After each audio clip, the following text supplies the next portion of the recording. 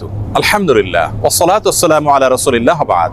সুপ্রিয় দর্শক, এই পৃথিবীতে আমাদের প্রতি আল্লাহ তাআলার যত নেয়ামত আছে তোর মধ্যে অন্যতম শ্রেষ্ঠ একটি নেয়ামত হলো নেক সন্তানের নেয়ামত। যে সমস্ত বাবা মাকে আল্লাহ তাআলা নিঃসন্তান রেখেছেন, সন্তানহীনতার কষ্ট এবং পরীক্ষা কত কঠিন সেটি তারাই সবচেয়ে ভালো বলতে পারবেন।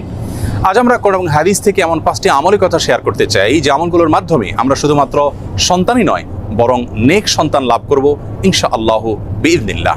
তবে সবকিছুর আগে আমাদেরকে মাথায় রাখতে হবে সূরা শূরার 50 নম্বর আয়াত। আল্লাহ তাআলা বলেছেন, ইয়াহাবু লিমান ইয়াশাউ ইনাসা ওয়া ইয়াহাবু লিমান ইয়াশাউ যুকুর আও ইউযাওয়িজুহুম যুকরানা ওয়া ইনাসা ওয়া ইয়াজআলু মান ইয়াশাউ আকীমা। যার অর্থ হলো আল্লাহই হলেন সেই মহান সত্তা, তিনি যাকে ইচ্ছা তাকে কন্যা সন্তান দান করে থাকেন, যাকে ইচ্ছা তাকে পুত্র সন্তান দেন, আর যাকে ইচ্ছা তাকে উভয়টি দান করেন, আর যাকে ইচ্ছা তাকে কোনোটি দান করেন না। আমাদের অনেক ভাই বোন আছেন যারা সন্তানহীনতার কষ্ট এবং দুঃখ গোছাবার জন্য, লাঘব করবার জন্য অনেক মাজারে গিয়ে ধর্ণা দেন, সেখানে গিয়ে সন্তান প্রার্থনা করে থাকেন। এই কাজটি আমাদের ঈমান হরণকারী একটি কাজ। আরও অনেক কাজ করে থাকেন অনেকেই, যে কাজগুলো আসলে আমাদের ঈমানের সঙ্গে সঙ্গতিপূর্ণ নয়।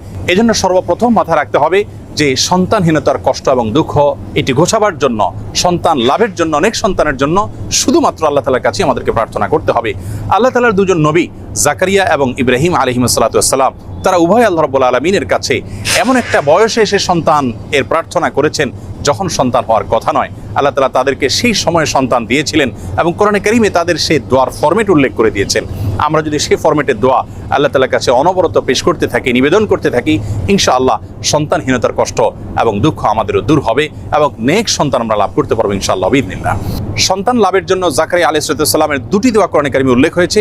তার একটি বর্ণিত হয়েছে সূরা আলে ইমরানের 38 নম্বর আয়াতে, আর অপরটি বর্ণিত হয়েছে সূরা আম্বিয়ার 89 নম্বর আয়াতে। আলে ইমরানের আয়াতে আল্লাহ নবী জাকারিয়া আলাইহিস সালামের যে দোয়া আল্লাহ তাআলা উল্লেখ করেছেন সেটি ছিল এই, রব্বি হাবলি মিন লাদুনকা যুররিয়াতান তাইয়্যিবা ইন্নাকা সামিউদ দুআ। যার অর্থ হলো, হে আমার রব, হে আমার প্রতিপালক, আপনি আপনার তরফ থেকে আমাকে নেক এবং সুসন্তান দান করুন, আপনি দোয়া শ্রবণকারী।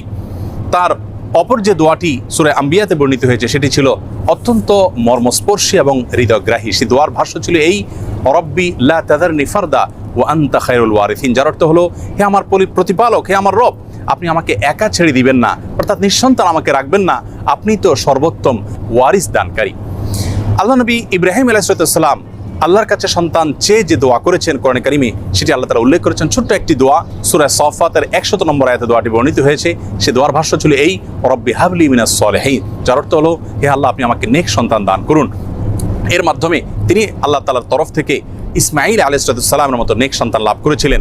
জাকারিয়া আলাইহিস সালামের যে দুটি দোয়া আমরা উল্লেখ করেছি তার মাধ্যমে তিনি আল্লাহ তাআলার কাছ থেকে ইয়াহয়া আলাইহিস সালামের মতো নেক সন্তান লাভ করেছিলেন।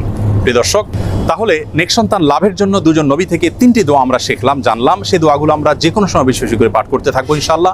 সেই সাথে চতুর্থ যে দোয়ার কথা বলবো সেটি বর্ণিত হয়েছে সূরা ফুরকানের 74 নম্বর আয়াতে। আল্লাহ রাব্বুল আলামিন সেখানে দোয়ার যে ভাষ্য আমাদেরকে নিজে শিক্ষা দিয়েছেন সেটি হলো, রব্বানা হাব লানা মিন আজওয়াজিনা ওয়া যুররিয়াতিনা কুররাতা আয়ুন ওয়াজআলনা লিল মুত্তাকিনা ইমামা। যার অর্থ হলো, হে আমাদের প্রতিপালক, আপনি আপনার তরফ থেকে আমাদেরকে এমন জীবনসঙ্গী এবং এমন সন্তান দান করুন যে সন্তান আমাদের চক্ষুকে জড়িয়ে দিবে, অর্থাৎ সার্বিকভাবে পারফেক্টনেসের মাধ্যমে তাদের দিকে তাকালে আমাদের নয়ন জোড়াবে, এবং আমাদের সকলকে আপনি মুত্তাকিদের এবং নেককারদের ইমামে পরিণত করে দিন।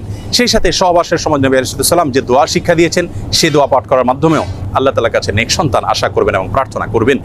5 নম্বর এবং সর্বশেষ যে আমলটি কথা বলতে চাই সেটি হলো ইস্তেগফার। ইস্তেগফারের মাধ্যমে আল্লাহ রাব্বুল আলামিন তার বান্দাদেরকে সন্তান দেওয়ার মাধ্যমে সমৃদ্ধ করে থাকেন, নেক সন্তান দান করে থাকেন। এবং এ বিষয়ে সূরা নূহের 10 থেকে 12 নম্বর আয়াতে আল্লাহ রাব্বুল আলামিন বিস্তারিতভাবে আলোকপাত করেছেন। প্রিয় দর্শক, অতএব আসুন আমরা আল্লাহ তাআলার কাছে নেক সন্তান লাভের জন্য আম্বিয়া আলাইহিস সালামের শেখানো দোয়া এবং সাধারণ যে দোয়া সূরা ফুরকানে বর্ণিত সে দোয়া বেশি বেশি করে পাঠ করি, এবং সহবাসের সময় মা বাবা অবশ্যই আল্লাহ তাআলার কাছে উভয়ে দোয়া করবেন, নবী আলাইহিস সালামের সেই শেখানো দোয়া। সেই সাথে বেশি থেকে বেশি আমরা ইস্তেগফার করব। এর পাশাপাশি সন্তান না হওয়ার পেছনে বৈজ্ঞানিক যে সমস্ত কারণ আছে সে সমস্ত কারণগুলো আমরা উদ্ঘাটন করে সেগুলো থেকে যথাসম্ভব বেঁচে থাকার চেষ্টা করব এবং সুন্নাহ সম্মত লাইফস্টাইলকে আমরা অনুসরণ করব।